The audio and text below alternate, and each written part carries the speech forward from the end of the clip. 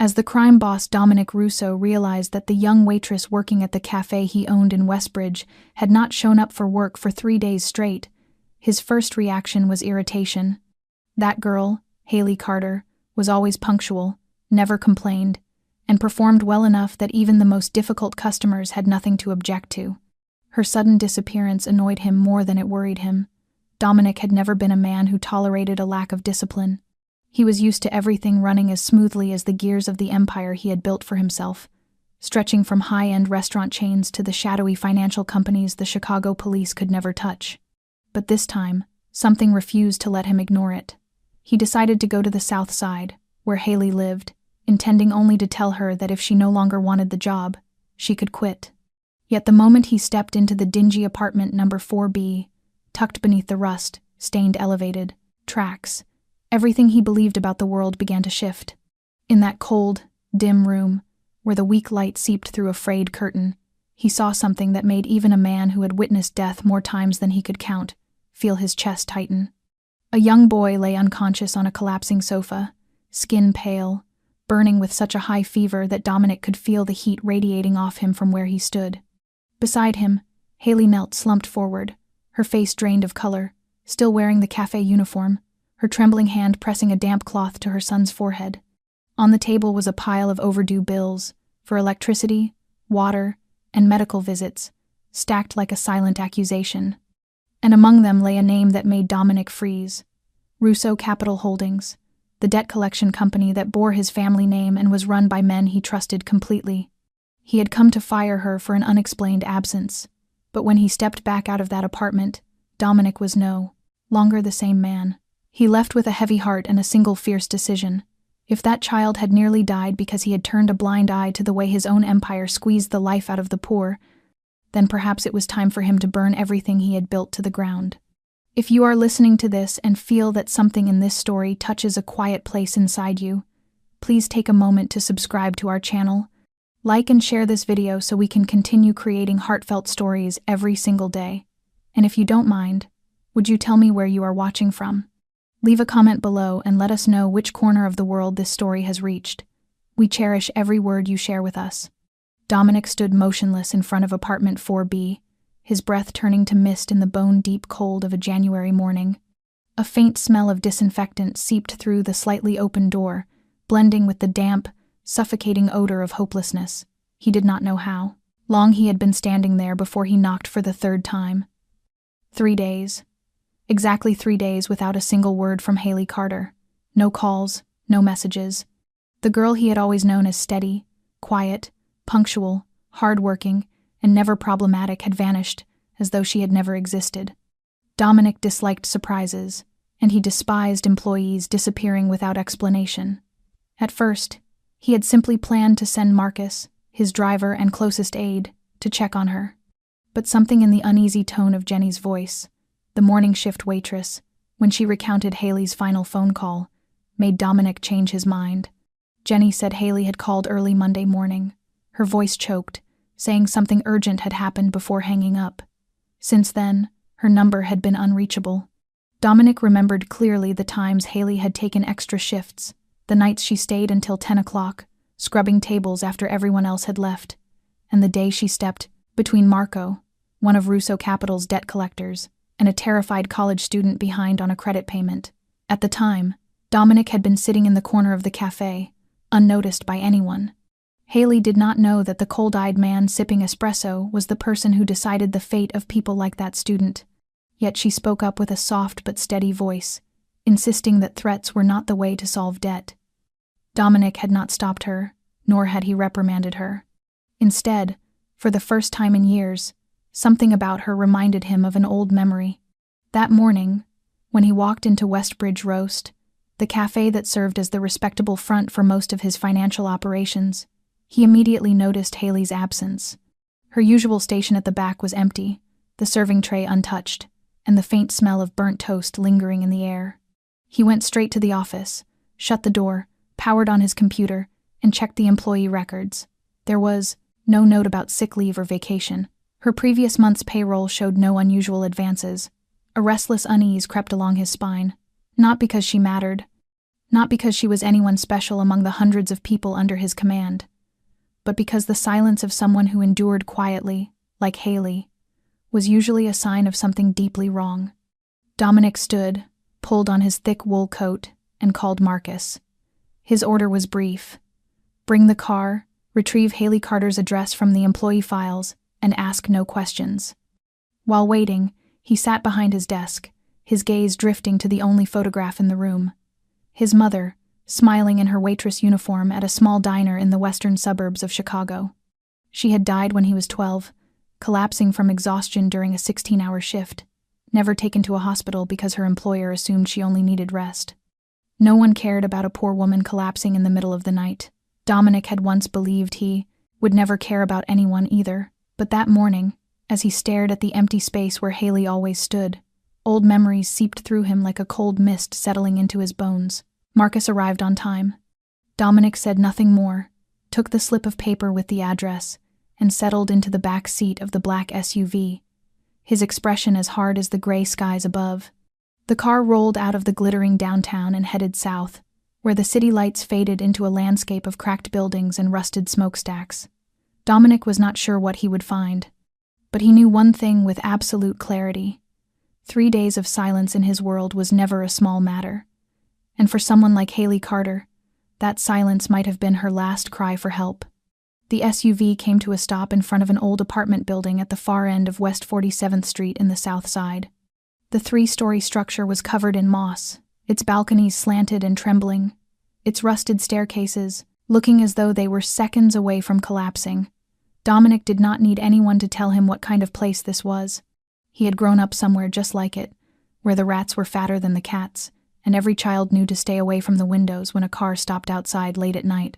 Marcus turned off the engine and watched in silence as Dominic stepped out, the wind whipping at his coat like a heavy cloak pulled taut behind him. He climbed the iron stairs, his polished leather shoes hitting each step with the weight of old memories resurfacing. Apartment 4B sat on the second floor, a thin wooden door with a loose lock and peeling paint. Dominic knocked 3 times. No one answered. He pressed his ear to the door and heard something. Not a clear sound, more like ragged breathing and a faint rustle of fabric scraping against the floor. He knocked again, louder. "Haley, it's me, Dominic Russo from the cafe." Still no response, but the sound remained. Without hesitation, he reached into his coat for a compact lock-picking tool. Old skills never truly faded. In less than half a minute, the door gave way with a long creak. The smell that greeted him made him pause. Fever medicine, damp laundry, spoiled food, and that unnamed odor that rose from poverty and despair. Darkness swallowed the small room, lit only by the dim glow of a bedside lamp in the corner. The curtains were drawn shut, blocking out the wind and, it seemed, every bit of hope. Dominic stepped inside, his eyes sweeping across the space. On the floor beside a torn sofa was Haley. She was kneeling, arms wrapped protectively around a small body lying on an old mattress covered by a thin blanket.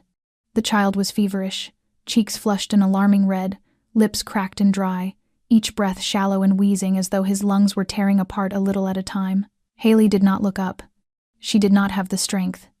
Her hair was tangled, her cafe uniform wrinkled, the collar stained with dried fever sweat, her trembling hand holding a wet cloth to the child's forehead. Dominic knelt down, his voice dropping low. "How long has this been going on?" Haley finally looked up, her eyes sunken, startled to see him. "Dominic, I'll go back to work, I promise. I just need one more day. Please don't fire me, please." Her voice was hoarse, broken into fragments. Dominic shook his head. "I'm not here to fire you. How long has he been sick?" Haley looked down at her son, her voice barely a whisper. "Since Saturday. His name is Owen. He's 5. I took him to the clinic, but they wanted $300 just to see him. I didn't have it. I tried. I really tried to bring his fever down, but it wouldn't go away." Dominic pressed his hand to Owen's forehead, feeling heat like flames radiating outward. The small body shuddered with every breath. On the coffee table lay a pile of bills, yellowed at the edges, some marked in bright red. Letters. Overdue. Electricity, water, medical fees, and a debt notice from a financial company. Dominic picked one up, and his eyes fell immediately on the familiar name, Russo Capital Holdings. His throat tightened. The company bore his name. The red stamp in the corner looked like a drop of blood. Haley stared at him, confusion and shame tangled in her expression. I tried. I work every day. I skip meals so he can eat. I ask for just a little more time each month, but they don't care. Dominic looked at her and saw the face of his mother near the end of her life. Pale, silent, sleepless shadows beneath her eyes. A slow, simmering anger rose inside him. Not anger at Haley, not at the child, but at himself. He had built a system that made a woman like her fear losing her job more than losing her child. Dominic pulled out his phone. Haley flinched. Please don't call the police. Please don't take me away. I just need one more day. But Dominic already had the phone to his ear. Elise, it's me. I need you at this address immediately. A child, high fever, breathing difficulty. No, it's not me. It's someone's son. I don't care what you're busy with. You're a doctor. Move. He hung up and turned back, looking at Haley for a long moment. She still knelt there, trembling. Dominic took off his coat, draped it over Owen, then walked into the kitchen. The refrigerator was nearly empty, holding only a few cheap instant meals and a bottle of water almost gone. He filled a glass with cold water, brought it to her, and placed it in her hands. Drink. She held it, but did not lift it to her lips. Her eyes stayed fixed on him as if she were unsure he was real. Dominic sat down on the floor. In the small apartment, there was only the sound of Owen's strained breathing and the whistle of wind pushing through the cracks in the door. And inside Dominic, for the first time in many years, a nameless feeling grew, pressing heavy against his chest. A child lay burning with fever in the dark, a mother was collapsing in silence, and every bill on the table carried his name. Dominic sat quietly at the edge of the threadbare rug, the yellowed lamplight casting its tired glow over the fever-ravaged face of the little boy. Owen's breath rattled, his small chest rising and falling in uneven spurts. Haley shut her eyes, her hand still pressing the cool cloth against his forehead, as though letting go for even a heartbeat might cause him to disappear into the fever. Dominic felt something cracking inside him, a small fracture spreading slowly, silently, and unstoppable. He had seen worse things than this. He had even ordered things others could not bear to imagine. But never, not once in more than 20 years, had he felt his heart clench this painfully at the sound of a child's weak whimper or the sight of a mother too exhausted to cry. He looked around the room. The peeling walls, the fragile electric heater hissing weakly, a pair of small children's shoes by the door, faded and splitting at the heel. On the table, beside the stack of bills, was a crayon drawing. A woman with long hair smiling, holding the hand of a little boy beneath a rainbow. In the drawing, the sun was still shining, unlike outside. Dominic closed his eyes. He could see his own mother as clearly as if she stood behind him, wearing her apron stained with grease, wiping tables with her cracked hands, and looking at him with gentle tiredness after 12 hours of non-stop work. She had died during her final shift, on the kitchen floor of a fast food joint. No one called for help. They left her lying there for almost half an hour before pretending they had just found her. Dominic had sworn then that he would never allow himself to be weak like her. He had built everything through ruthlessness, by his own rules, and he had never looked back, until tonight. A soft knock sounded at the door. Dominic rose and opened it. Dr. Elise Chen stepped inside, an Asian woman wrapped in a thick coat, carrying a heavy medical bag. She took one quick look at the room, asked nothing, and immediately knelt beside the child, opening her bag and getting to work. Haley shifted aside, her gaze clouded from too many sleepless hours. Dominic watched silently as Elise measured temperature and pulse, pressed her stethoscope to Owen's chest, and frowned. She spoke softly but loud enough for Dominic to hear. Pneumonia. Still early, but progressing fast. He needs antibiotics tonight. Rest, fluids, and close monitoring. Dominic nodded. Elise wrote a prescription swiftly, tore the page free, and handed it to him. There's a 24-hour pharmacy on Maple. I'll call ahead. They know me. Bring this and they'll have everything ready. Dominic turned to Haley. She stayed seated, as though trying to hold together a world slipping through her fingers. He removed his watch, pulled out his wallet, and placed all the cash he had, about $2,000 on the table. For the medicine and food, everything the boy needs. Haley looked up, her voice a rasp. I can't take your money. Dominic answered quietly. It's yours. It's what I owe. It's what should never have been taken from you in the first place. Elise closed her bag, giving Dominic one last thoughtful look, as though debating whether to say more. In the end, she simply murmured, "He'll be all right. If he gets treated now, I'll come back in the morning." Then she left. The room fell into silence again, leaving only the three of them. Dominic returned to the table, staring down at the papers coated in dust. Numbers crowded every page. Every debt was a piece of someone's life carved away. He picked up another notice. The name of the financial company glared back at him once more. Russo Capital Holdings. Every bill in this room had come from the organization he built, overseen by Ray DeLuca, the man he had entrusted with debt collection for years. Dominic felt his chest tighten.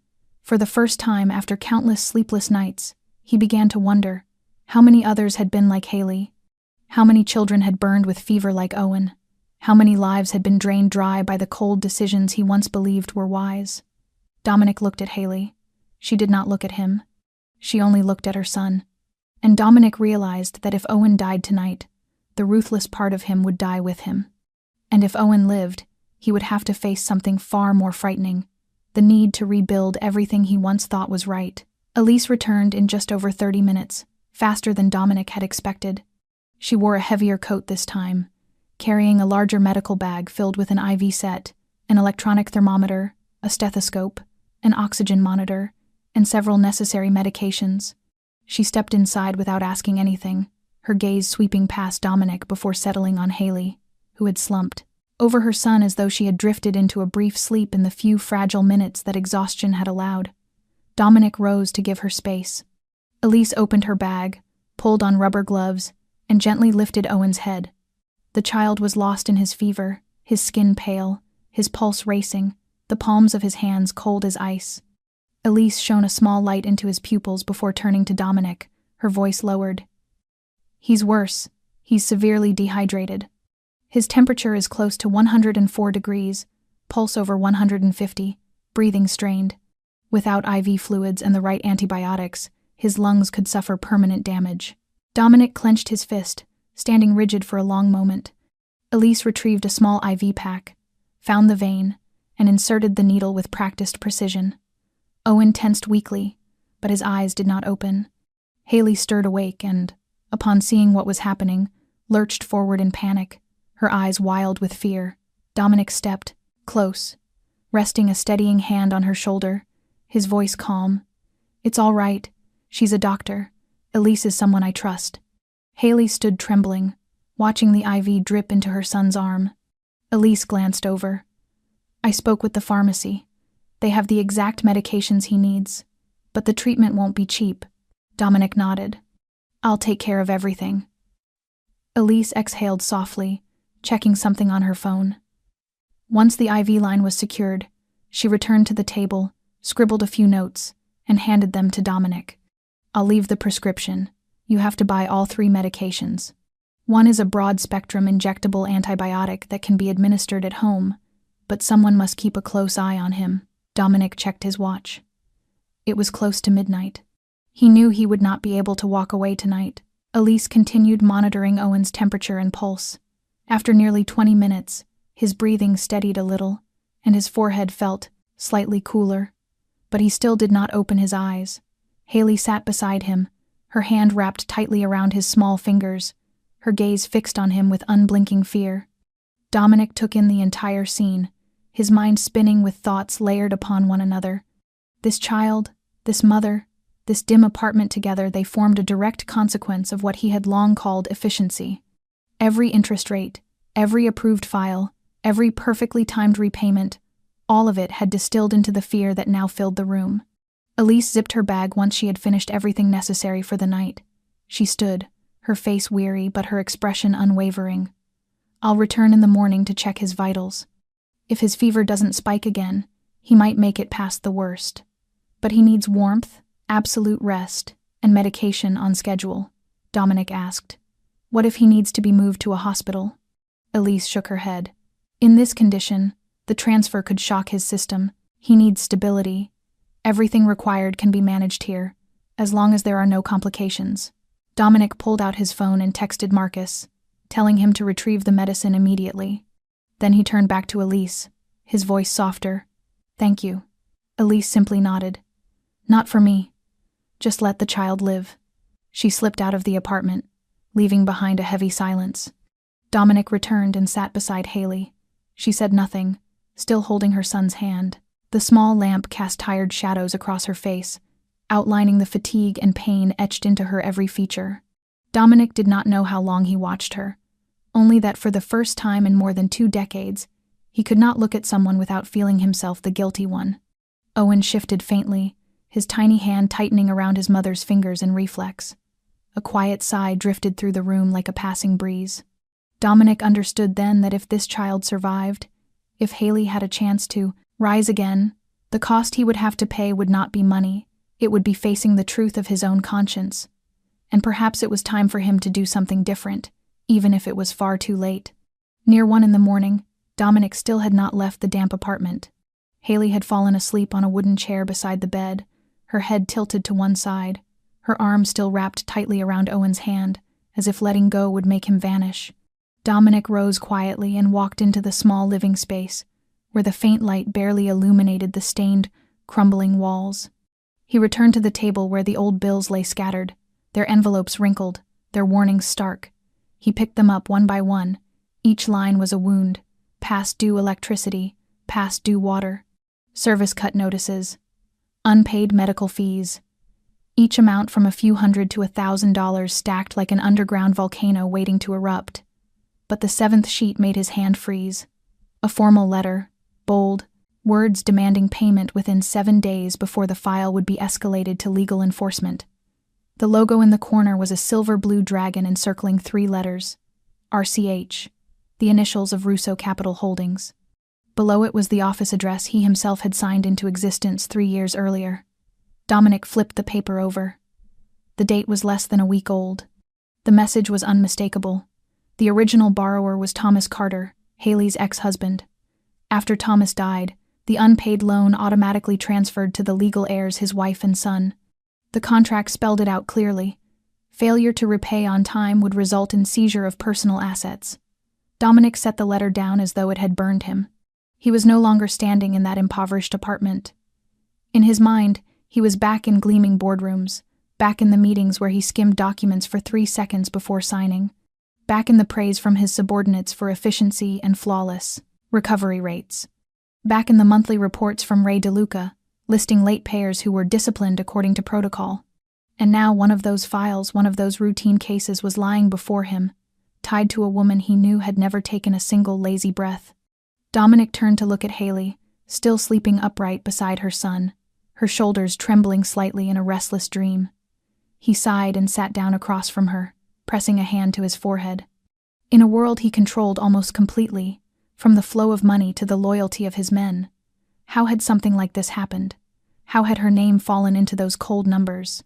He remembered the first time she came to apply for the job, her blonde hair in disarray, holding a small, thin boy in her arms, her eyes urgent but not pleading. She had said she had no high degrees but knew how to serve, knew how to stay quiet, and needed steady work. Dominic had simply nodded and given her the morning shift without much thought. But now he understood her presence was not coincidence. Haley was not a symbol of weakness. She was the consequence.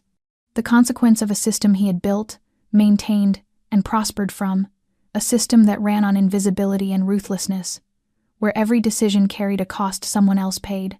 He pulled out his phone, his thumb hovering over the contact list until it reached the name Ray DeLuca, the man who ran debt management. He had not spoken to Ray directly in nearly 2 months, because everything had been running smoothly. Dominic nearly pressed call, then stopped. It was not the time. Not while Haley and Owen lay caught between life and death. Not while he still did not know who he was angrier at, Ray, the system, or himself. He slipped the phone back into his pocket, gathered all the papers into a neat stack, folded them, and tucked them into his coat. Rising, he surveyed the apartment once more. Every crack in the wall, every taped photograph, every tiny footprint on the concrete floor stood like a silent indictment. Dominic walked slowly to the window and pulled the curtain aside. Outside, a lonely street lamp cast a weak yellow glow as the winter wind whistled through the bare branches. He stood there for a long time, silent, heavy. And for the first time in many years, Dominic felt fear, not of enemies, but of what he himself had created, an empire built on tears and blood-red invoices. And now he understood he would be the first to pay the price. When Dominic returned to the living room, Haley was awake. She sat upright at the edge of the bed, her hand still wrapped around Owen's small fingers, her eyes fixed on his silhouette as though she had been waiting for him for a very long time. Dominic said nothing as he took the chair opposite her, their gazes meeting in a heavy silence. Outside, the wind continued to howl through the old window frame, and inside that dim room, a conversation that could no longer be postponed hovered, uneasily, between them. Haley spoke first, her voice weary but clear. "You know, don't you, about the debt?" Dominic gave a slight nod, his hands resting on his knees, his eyes never leaving hers. "I saw the company name on the paperwork. I figured it out the moment you walked in. I knew you ran the cafe, but I didn't know it was the entire system." Dominic did not deny it. He made no attempt to explain. "Not now." Haley turned to her son, whose breathing had finally begun to steady under the IV fluids and fever medicine. In the faint light, the boy's face appeared like a small, unguarded reflection of a world untouched by harm. He shouldn't have to carry that debt. It should have ended with his father. Dominic frowned slightly. "Thomas Carter. I saw his name in the file. He was the original borrower?" Haley nodded, her eyes tracing an invisible line across the wall, as though she were staring through time. "We met in community college. I was 19, he was 21. Charming, smooth with words, the kind of man who made me believe love could be enough to survive anything. We married when I had just turned 20. Dominic remained silent, letting her speak, allowing the past she had buried to rise like a dark river surfacing beneath a quiet shore. Thomas always dreamed big. He didn't want to work for anyone else, so he started borrowing money to open a small sporting goods shop. I co-signed because I was his wife. Then came another loan, then another. When the store failed, he hid it from me. He started investing in cryptocurrency, then online trading platforms. By the time I found out, we owed more than $20,000, not including interest." Dominic exhaled slowly. "You never told anyone at the cafe." "I was ashamed," she whispered. "And I thought if I worked hard enough, I could pay it off eventually. But then Thomas died. A car accident. 3 years ago. I didn't just lose my husband. I lost every chance I had of catching up. The asset recovery company called every week. They sent letters, sent people to the door, left notices saying they would seize our belongings, pull money directly from my bank account if I couldn't pay." Dominic stared deeply into her eyes, his voice low. "No one ever told me there was a child involved. No one mentioned Owen." Haley let out a thin, bitter laugh. "Of course they didn't. That's not their concern. To them, I'm just a name on a debt list, a number, a target to be handled." A chill spread from Dominic's palms up the back of his neck. He had spent 2 decades in a world of numbers, quotas, signatures, and spreadsheets, never once stopping to ask who stood behind each file. Haley's voice trembled. "I thought about leaving the city, going somewhere far, but Owen needs medicine, doctors, stability. I have no family. There was nothing I could do except work and hope things wouldn't get worse." Dominic looked down, at his hands that had gripped guns and signed off on punishments without hesitation, and realized he now could not look this woman in her tired eyes without seeing himself tangled in the cruelty that had cornered her. "I cannot change the past, Haley, but I can make sure that you and Owen are never threatened by that system again." She studied him for a long moment, then nodded faintly. "I don't need special treatment. I just need my son to live." Dominic rose and walked to the window, staring out at the fading night. Something had shifted inside him, not momentary regret, but a deep understanding that every ounce of power he had ever wielded was worthless, if not used at the right time, in the right way, for the people no one cared to see. And Haley was the first person to make him understand that. When dawn began to pale along the horizon, Dominic slipped out of apartment 4B without making a sound. Haley had fallen asleep beside her son, her hands still clasping. Owen's tiny fingers, her face softening under the faint morning light filtering through the torn curtain, a rare moment of peace after days of fear. Dominic closed the door quietly, his chest heavy. He walked down the stairs slowly, his mind tangled with 100 questions without answers. Marcus waited in the car. Dominic said nothing except 2 words: to the office. On the way, he pulled out his phone and texted Elise, asking her to continue monitoring Owen's condition throughout the day. Her reply arrived almost instantly. The boy still had a mild fever, but was responding well to the medication and showed no signs of decline. Dominic read the message 3 times before turning off his screen and leaning back, eyes closed. When they reached the headquarters of Russo Capital Holdings in the north side, the morning fog still pressed against the gleaming glass building. From the outside, the tower shone with polish and wealth, so pristine one could easily forget what lurked within. Dominic entered the 16th floor office, reserved for high-level meetings or for moments like this, when he needed to handle matters himself. The biometric scanner recognized him immediately, unlocking the door with a soft click. Without turning on the lights, he sat in the leather chair, opened his personal computer, and connected directly to the internal financial records. He typed his password manually, no assistance, no shortcuts. For the first time in years, he dove into the lower layers of the system, instead of relying on polished reports. Dominic typed the name, Thomas Carter. The interface loaded instantly. The loan file appeared, borrowed in 2017, intended for a small business, a 3-year term, interest rate fluctuating monthly, collateral secured by personal assets. Dominic scrolled down. After Thomas's death, the loan moved into inherited legal obligation, and the responsible party became Haley Carter. Below that was a long sequence of actions, warnings, notices, penalty interest, liquidation recommendations, and most recently, preparations to transfer the file to the legal department for asset seizure. Dominic leaned back, his chest tightening. He opened the secondary file under Delinquent Debt Management. A list of more than 100 similar cases appeared, filled with names he had never heard before. Yet now each one felt like a personal indictment. Next to each name was a status column: recovered, in process, renegotiation denied, assets seized. Dominic clicked the gear icon to see who had authorized each action. One name appeared repeatedly, like a shadow running everything behind the scenes: Ray DeLuca. Dominic gripped the mouse. Ray had been his right-hand man in the early years of building the financial empire. Cold, logical, immune to emotion, exactly the reason Dominic had chosen him. But that was also precisely why Ray had never reported Haley's case, never considered her circumstances, never noted that a child was involved. To Ray, it was simply a debt to be cleared. Dominic continued expanding the search, this time filtering for cases involving children, medical conditions, or dependents. There were none. Not a single humanitarian note. The system had been programmed to operate with the cold precision of machinery, caring only about dates, amounts, and enforcement procedures.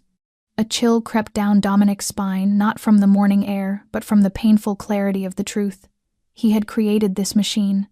He had signed off on its heartlessness, and only now, looking at it without the filter of power or profit, did he see the devastation it had produced.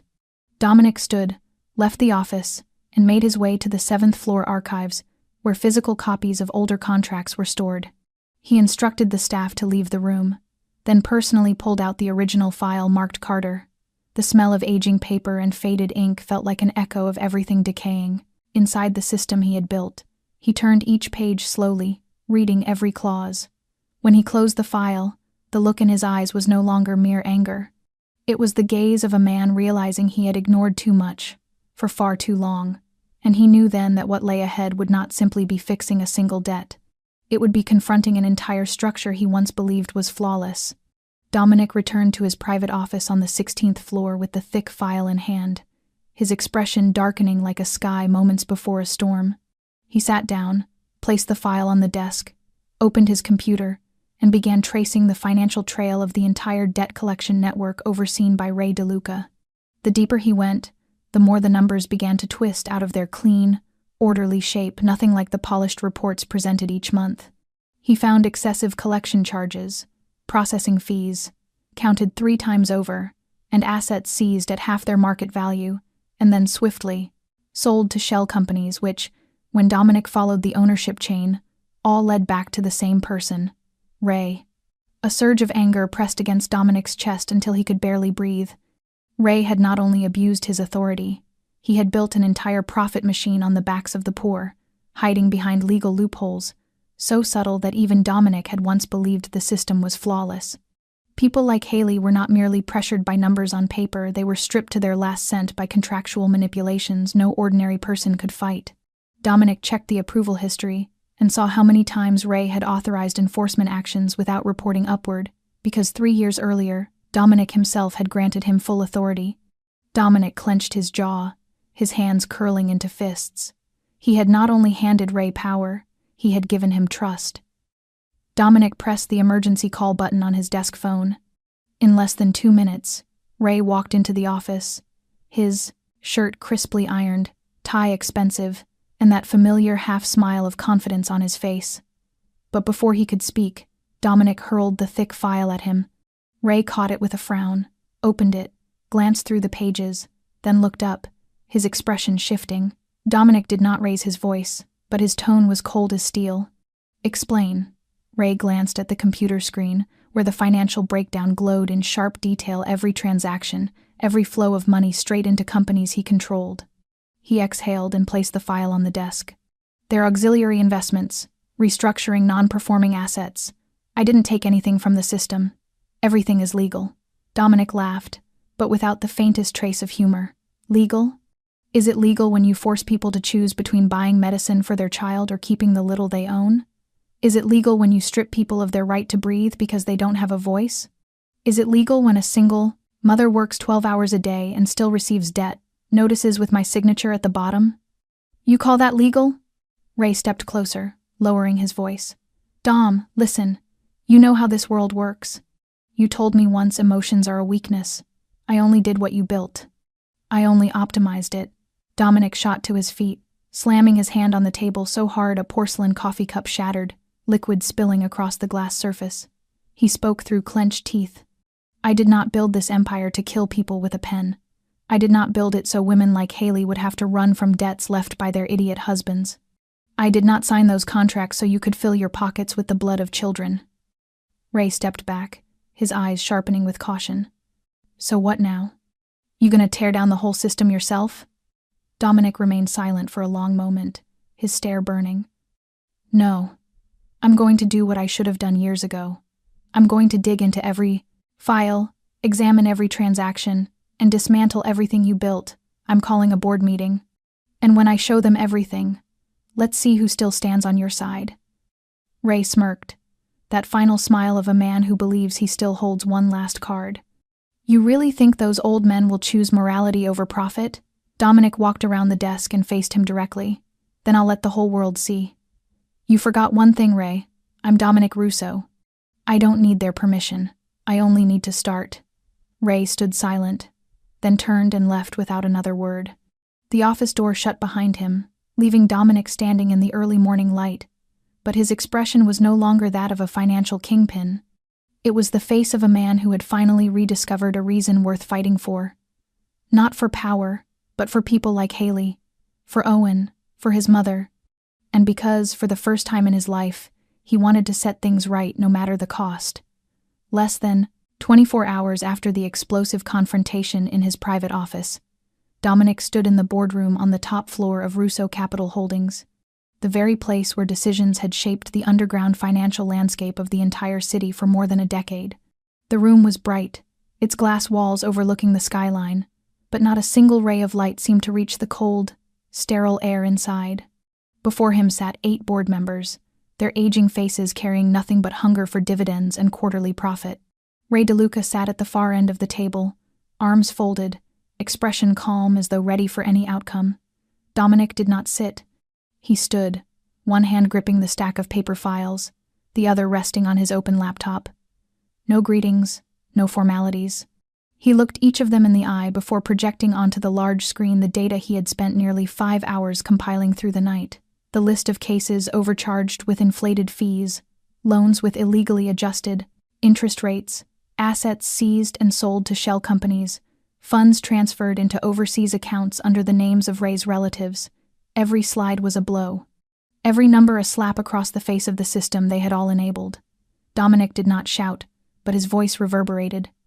This is what we allowed Ray to control.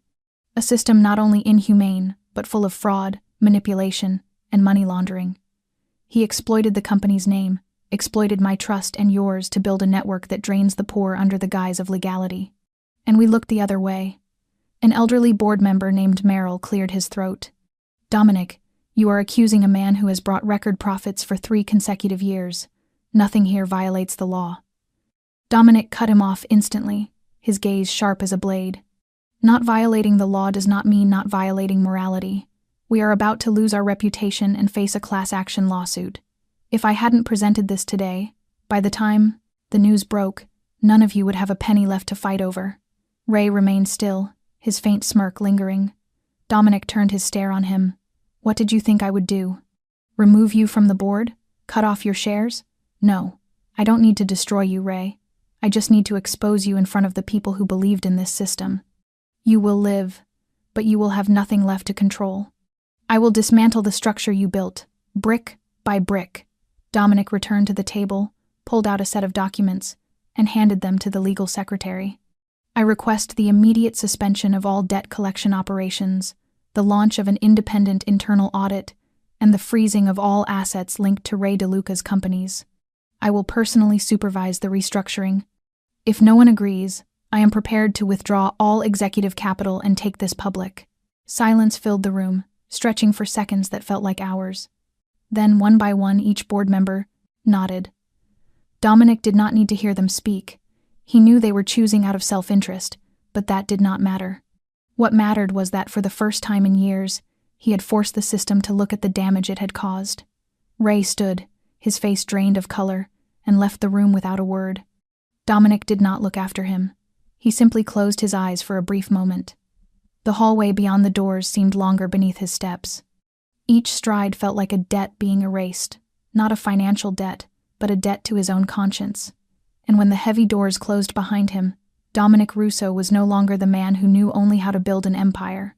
He became the man who dared to break it apart for a child lying in a sickbed, for a mother who believed no one stood on her side, and because it was the first decision in his life he would never regret.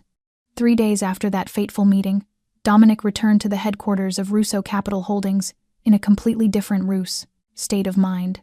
He had already triggered an internal audit, summoned an independent financial review team, frozen all accounts connected to Ray, and begun combing through every contract marked for enforcement. But when he stepped into the building on Monday morning, the atmosphere had changed. His personal secretary was absent, the lock on his office door had been replaced, and on the receptionist's desk lay an envelope sealed with the insignia of the board of directors. Dominic tore it open, reading line by line the cold announcement inside. The board had voted to temporarily suspend his executive authority on grounds of overstepping power, severely disrupting primary financial flow, and destabilizing the approved corporate structure. No warning, no phone call, no formal notice. Dominic crushed the paper in his fist and walked straight to the top-floor boardroom, the same place where only 3 days earlier he had stood at the very center of power. The doors opened, and 8 familiar faces turned toward him, but this time there were no nods of agreement.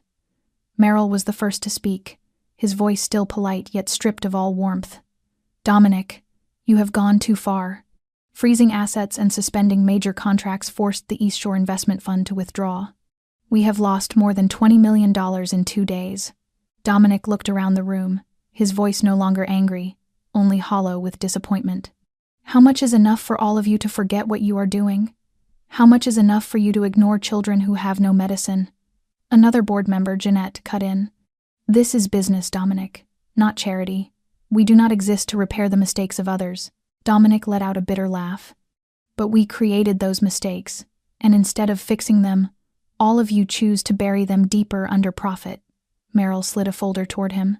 This is the internal meeting resolution from this morning.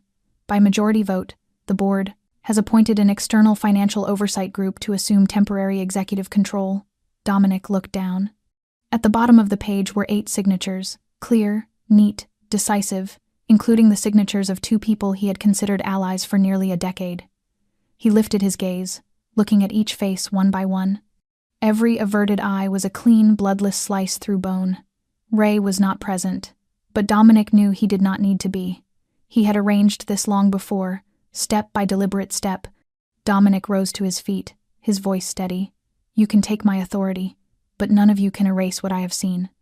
And you certainly cannot stop what I am about to do, Merrill sighed, as though speaking to a man past his usefulness. Dominic, if you step down quietly, we will ensure no personal liability falls on you for past decisions. We can protect your reputation, even offer you a graceful exit. Dominic stepped closer, placing a hand on the table, his eyes locked onto. Merrill, protect my reputation? You think I care about that now? What I want to protect are the lives that have been harmed by your greed. And believe me, I am not going anywhere. Dominic left the boardroom, but this time no one stood to walk him out. The door shut behind him with the weight of a verdict. Inside the elevator, Dominic understood he had been betrayed by the very men who had once toasted with him, called him partner, and vowed to safeguard the very system he had built. But he also knew a system was only strong as long as its people were too afraid to stand against it. And he, Dominic Russo, would be the first to break the silence not with blood, but with truth. That evening, Dominic did not return to his apartment, nor to any of the places he usually frequented. He sat inside an abandoned warehouse on the southern outskirts, a place that had once been a discreet cash drop location when he personally handled operations in the early days. Now it served as temporary refuge for a man who had once stood at the summit of power and now held in his hands a truth capable of collapsing an entire empire. On the old wooden table lay an encrypted laptop and 2 thick files containing all the documents he had copied from the internal system.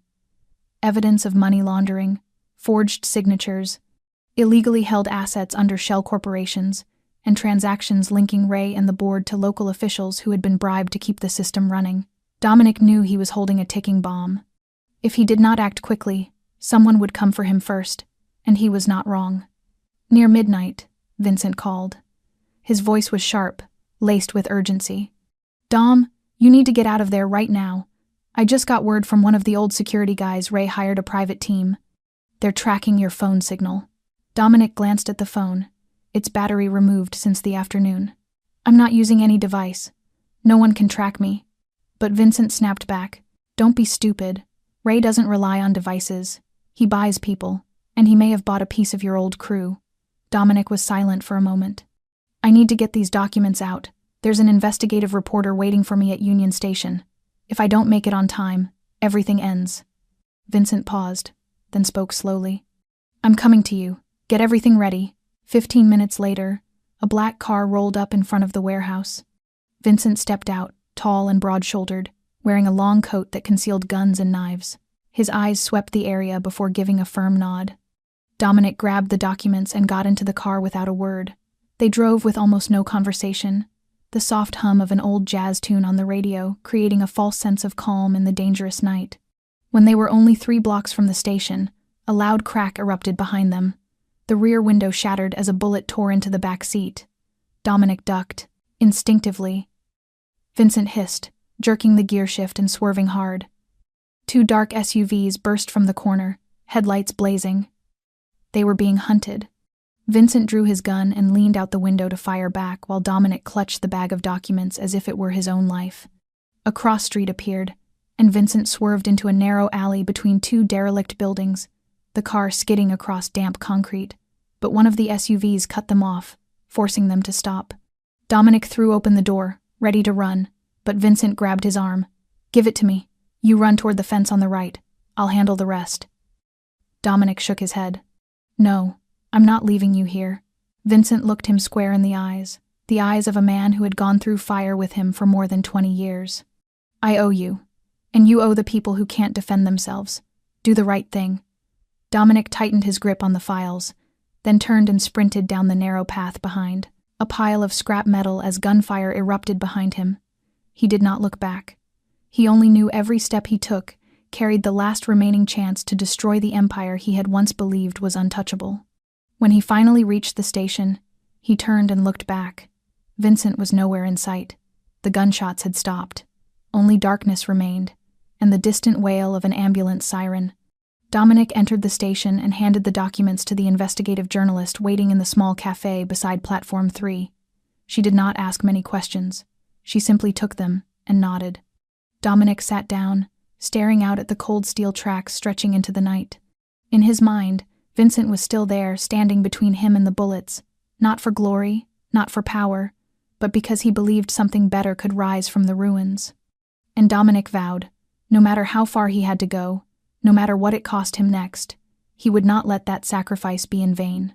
After leaving the train station, Dominic did not return to any familiar place. He rented a temporary room in a cheap hotel on the west side of the city, using a false name and paying in cash. The documents had been delivered, and the press would not be able to publish immediately because verification was required. But Dominic knew the explosion was coming, and the system he once led was beginning to crack along its seams. Yet as he sat alone within four worn walls, the only thing he could not quiet inside himself was not the board of directors, nor the killers Ray might still send after him. It was Haley and Owen. He had escaped. He had sent out the truth. But they had not. They had no place to hide, no skill to defend themselves against what was coming. Dominic took out his phone, slid the battery back in after days of keeping it removed, but did not turn it on. He knew Ray's tracking network could pick up a signal instantly. Instead, he left the hotel and walked 2 blocks to an old internet cafe he had once used to monitor transactions years ago. Dominic paid in cash and asked for a computer without a camera connection. When he logged into his encrypted account, he saw a new message from Elise, the only doctor he trusted, the one he had assigned to keep watch over Owen's condition.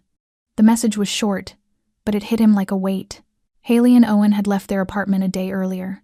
Elise had come to drop off medicine but found no one.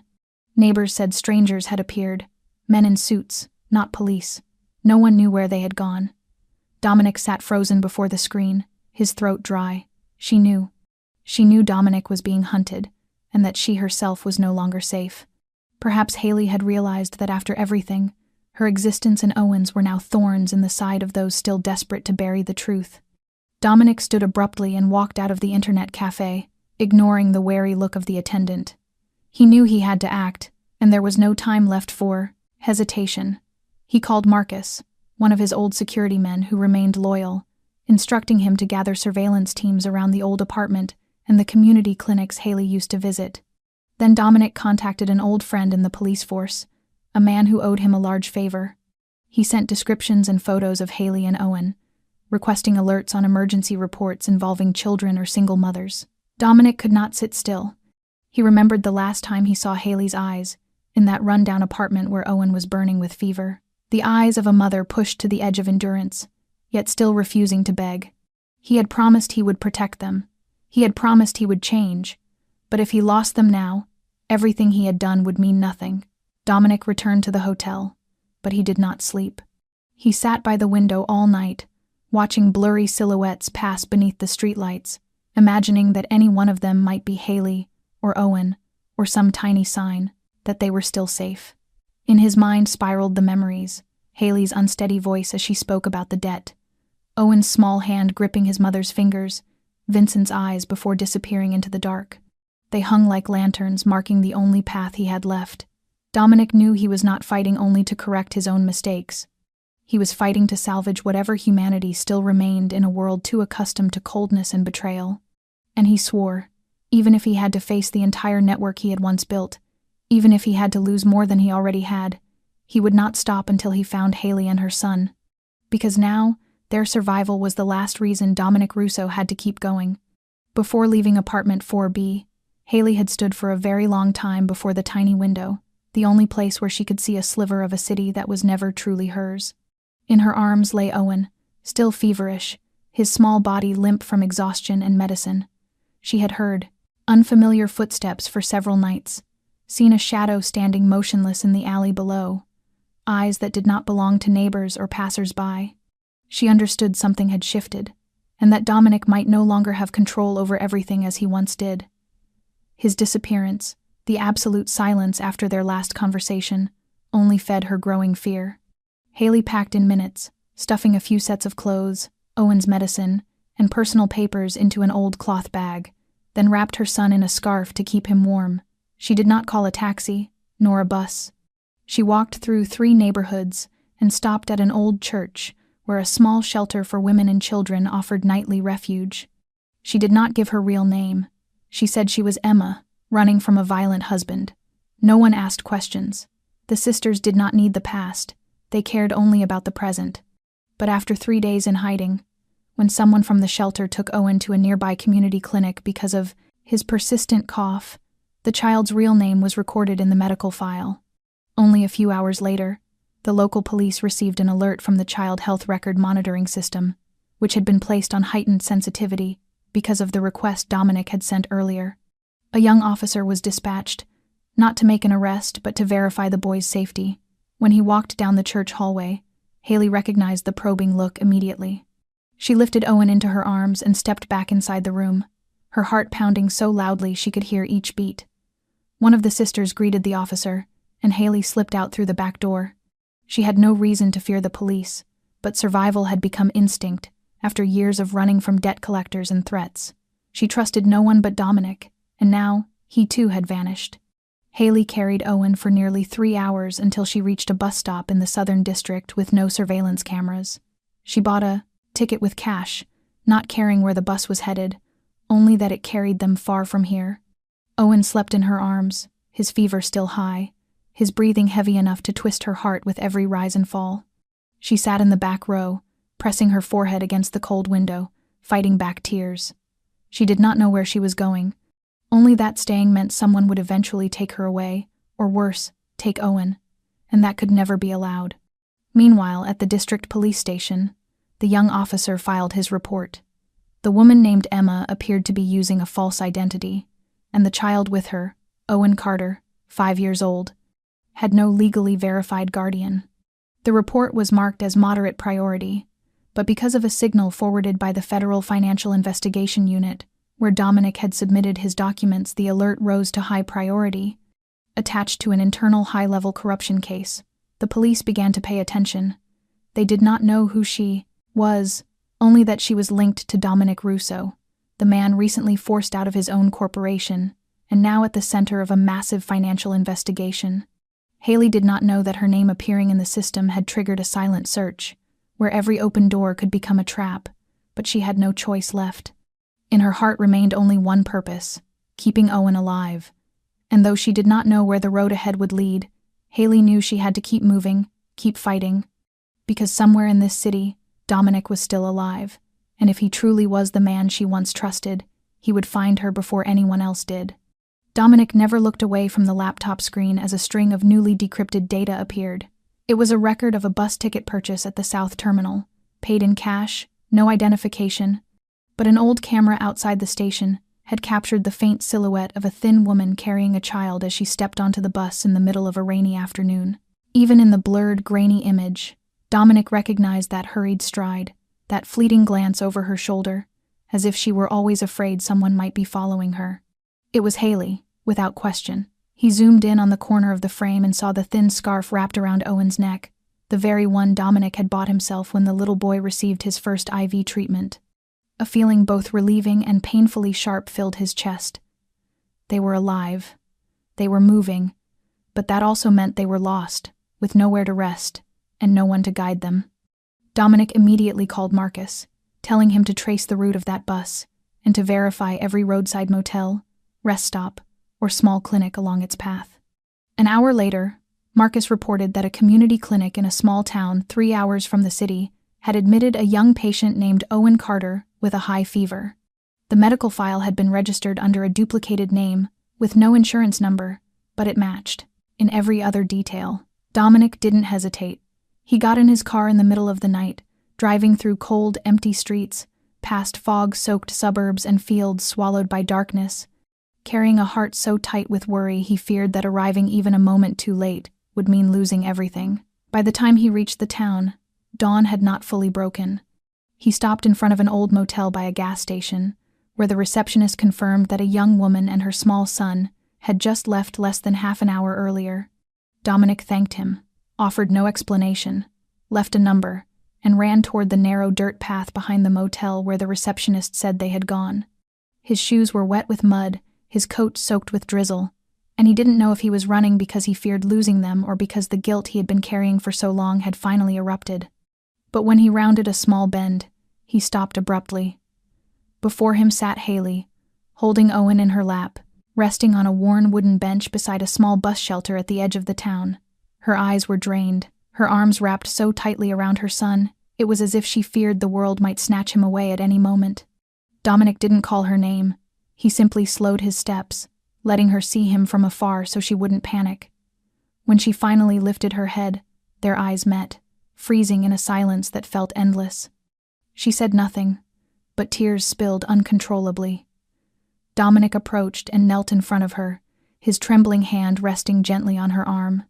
He didn't ask why she had fled, nor did he blame her for disappearing. He only whispered, soft as a prayer, "I'm sorry. I'm late."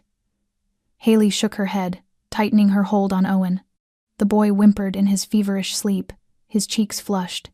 Dominic reached out his hand, the same hand that had once signed decisions capable of destroying lives, now begging for one fragile chance to make something right. Haley looked at him, not with fear, but with the exhaustion of a mother pushed beyond every limit.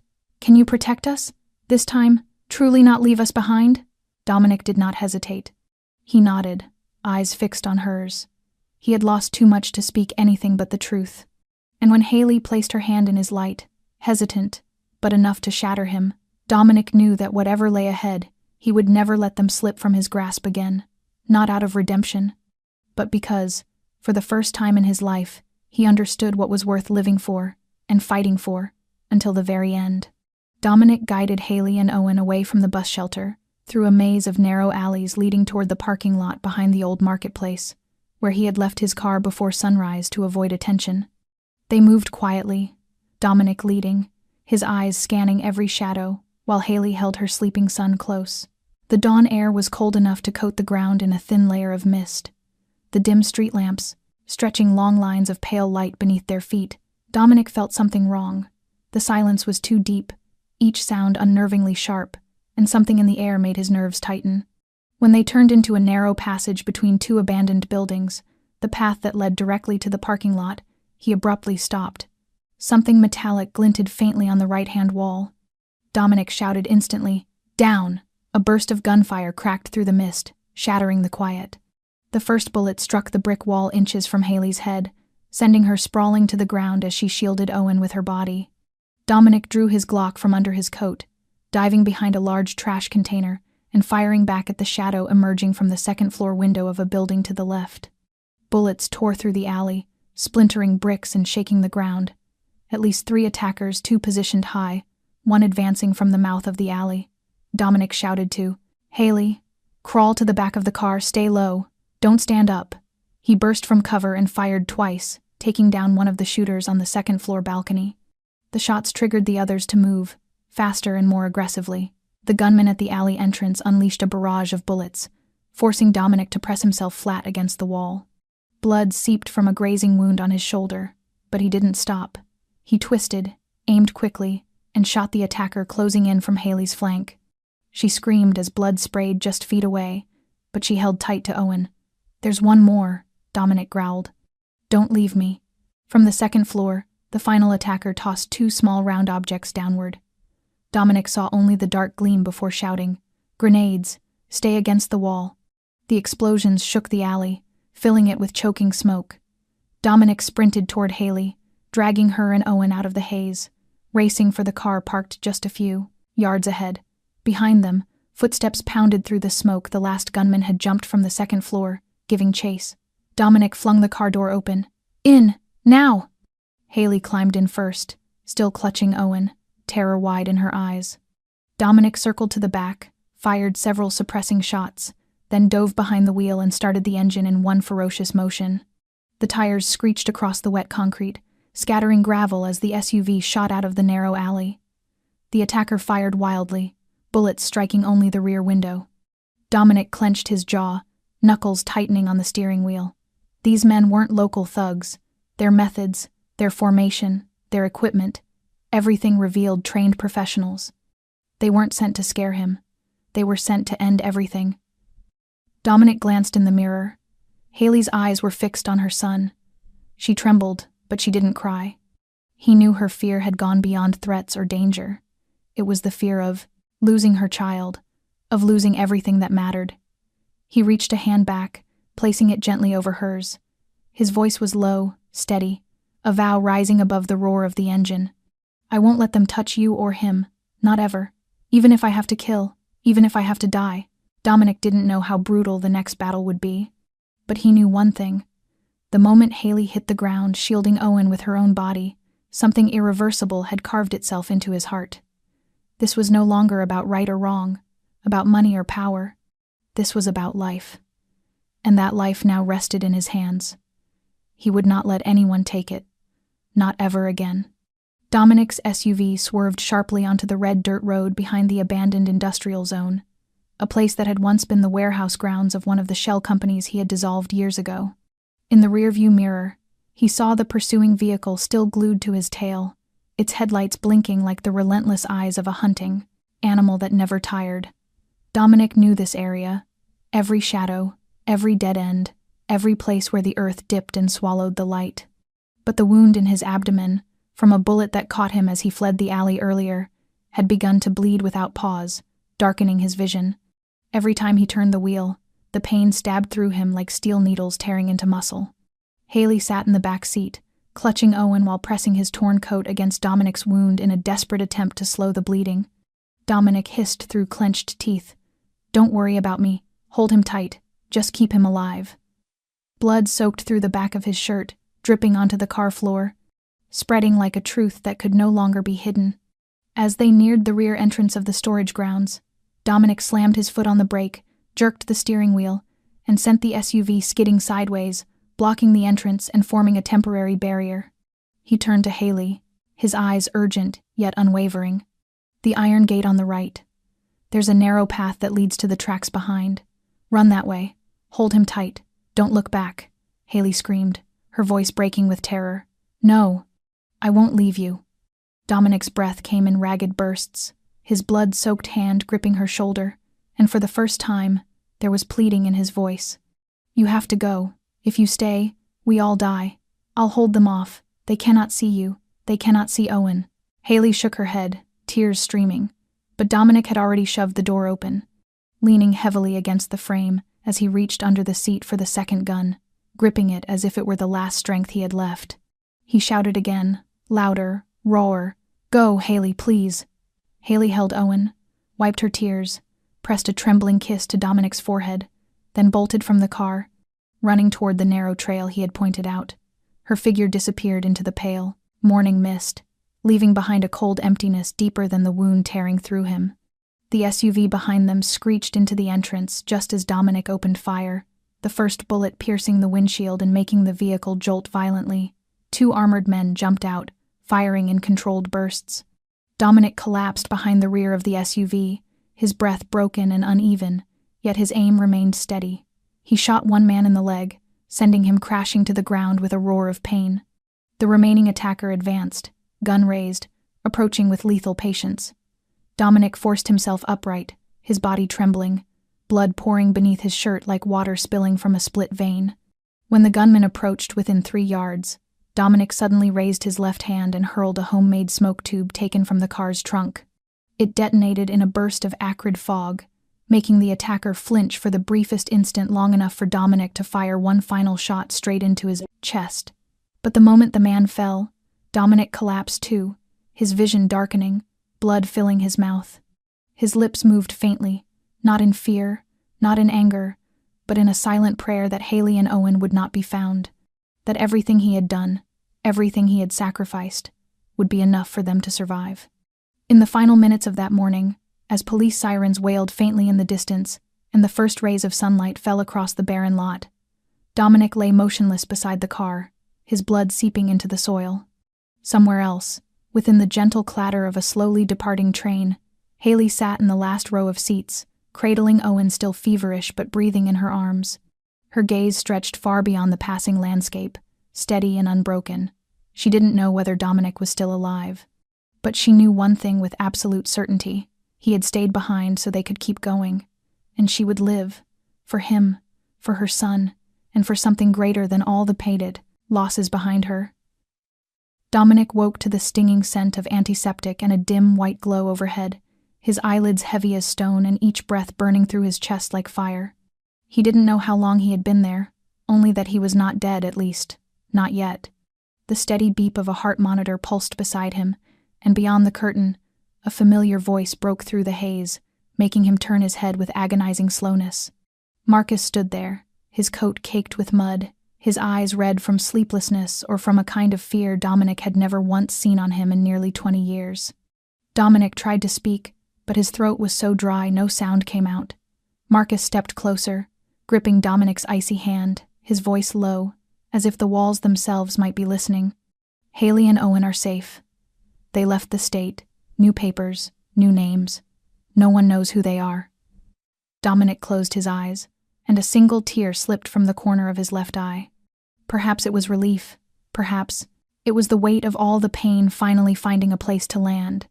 He strained to move his head, his voice a raw whisper broken by the rattle of air through a narrow crack. The data, did it get there? Marcus nodded and placed a small USB drive on Dominic's chest. Everything is here. Videos, documents, the forged contracts, even Ray's confession, your man secretly recorded at their last meeting. Reporters can already smell something huge. A few local stations have summaries, and the federal agencies are starting to move. Dominic smiled weakly, the corners of his lips cracking with each breath.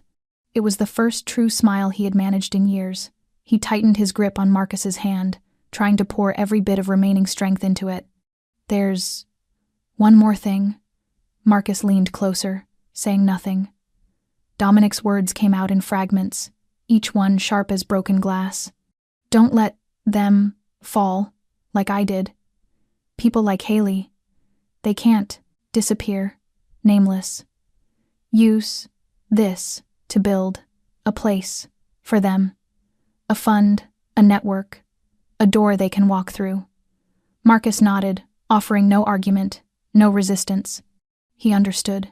This wasn't a request. It was a dying wish from a man who had built empires on blood and money, now fading inside a white hospital room, hoping truth would be the last thing that survived him. Dominic shut his eyes and did not open them again. The heart monitor still beeped, but the rhythm grew faint, the spaces between the beats stretching longer. Marcus gripped Dominic's hand one last time and whispered, I'll do it, I swear. You won't die for nothing. Dominic managed one more faint smile, so small it could have been imagined, like a man who had finally heard the answer he'd waited for his entire life.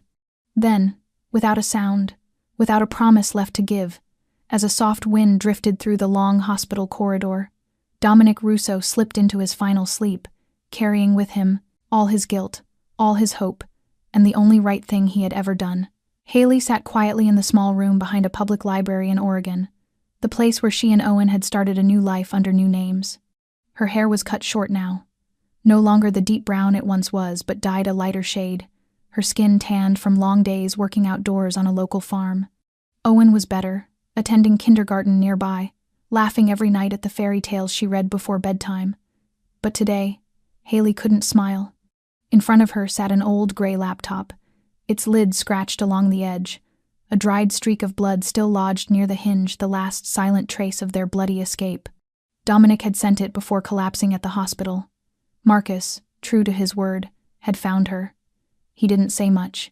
He simply placed the laptop on the table and told her this was the final task only she could finish. Inside were massive archives.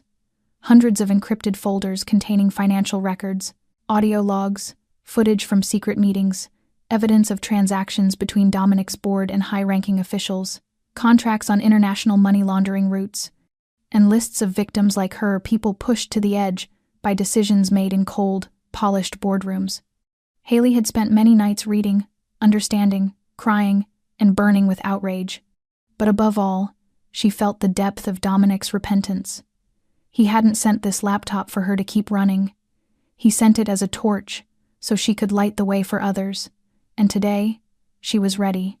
Haley took a long breath, opened the laptop, plugged in the USB. Marcus had handed her the final decryption key for Dominic's triple-layer security system. She didn't send the files to tabloids or commercial networks. Instead, she reached out to a group of independent investigative journalists known for exposing major government scandals. They weren't owned by power or money. Haley sent a short email, attaching the files, and a message only 2 lines long. They killed him to keep him silent. Please let him speak." Within hours, the media began to tremble. Major newspapers like the New York Times and the Washington Post, along with national TV networks, broke the story. Leaked dossier exposes underground empire behind hundreds of dirty financial operations. Documents tied to government officials, major banks, and a sophisticated mafia network.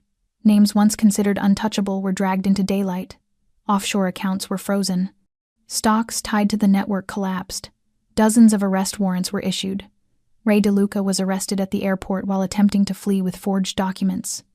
The men who once gathered in that walnut-paneled boardroom, issuing orders with steady voices and swift signatures, now stood in handcuffs before the cameras.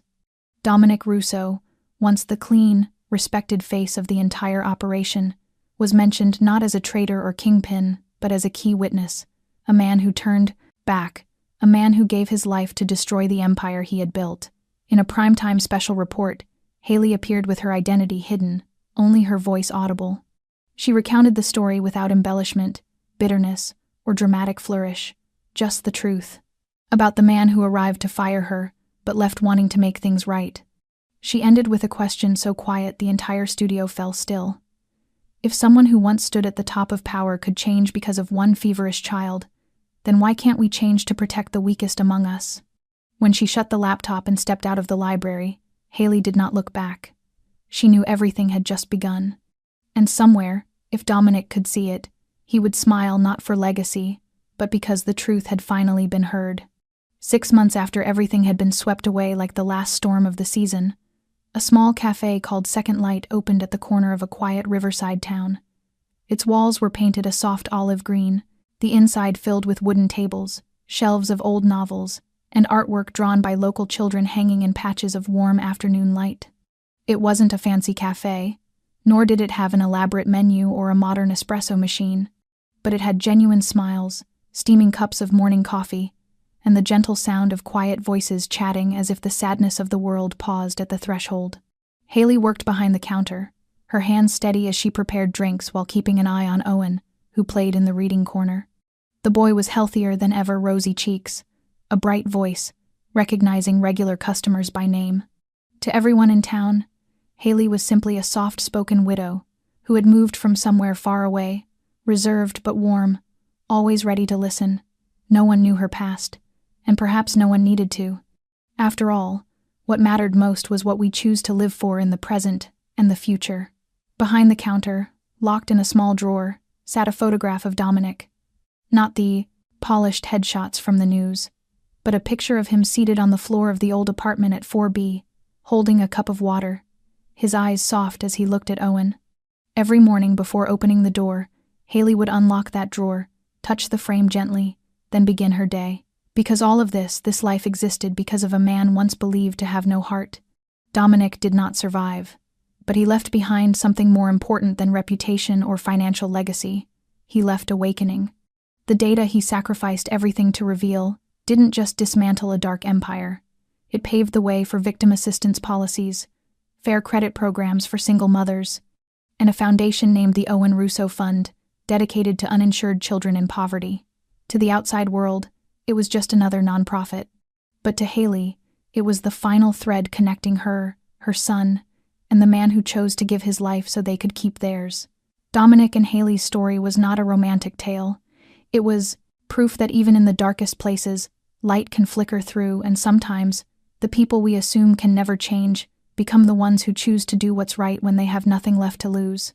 We hope you felt something while listening to this story. Have you ever seen someone change because of one small act of kindness? Have you ever wondered if your gentleness, no matter how small, might save someone from a deeper fall? If you have, please share your thoughts with us in the comments. We would love to hear what your heart has to say. And if this story moved you, don't forget to subscribe to our channel, leave a like, and share it so more people can hear true, emotional stories like this every day. Let us accompany you through each video, bringing you moments of reflection, healing, and humanity. Thank you for spending your time with this story. Wishing you and your family good health and a peaceful, joyful life each day. Goodbye, and we'll see you in the next video.